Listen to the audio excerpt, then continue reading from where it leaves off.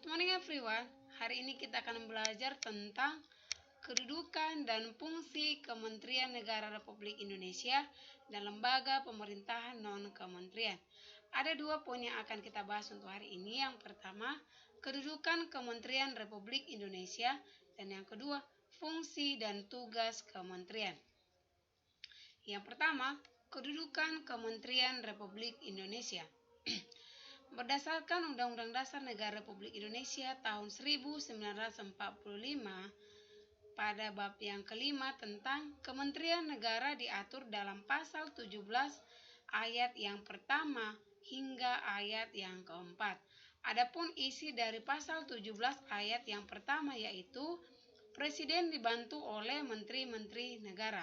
Pasal 17 ayat yang kedua yaitu Menteri-menteri diangkat dan diberhentikan oleh Presiden. Pasal 17 ayat yang ketiga yaitu setiap menteri membidangi urusan tertentu dalam pemerintah.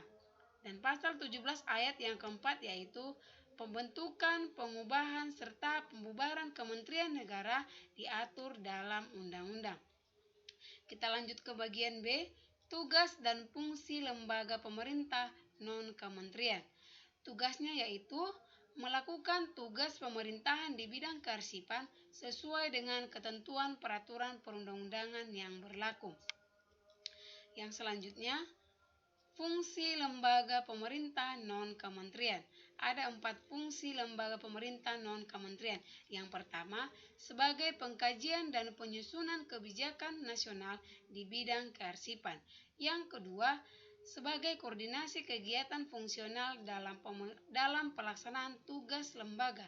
Yang ketiga, sebagai fasilitasi dan pembinaan terhadap kegiatan instansi pemerintah di bidang kearsipan.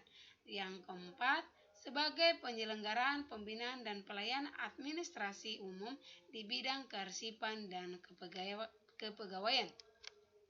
Yang selanjutnya tugas yang pertama, jelaskan makna kekuasaan menurut pendapatmu.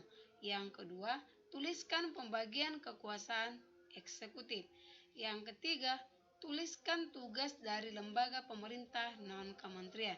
Demikian pembelajaran kita hari ini. Sekian dan terima kasih. Good day.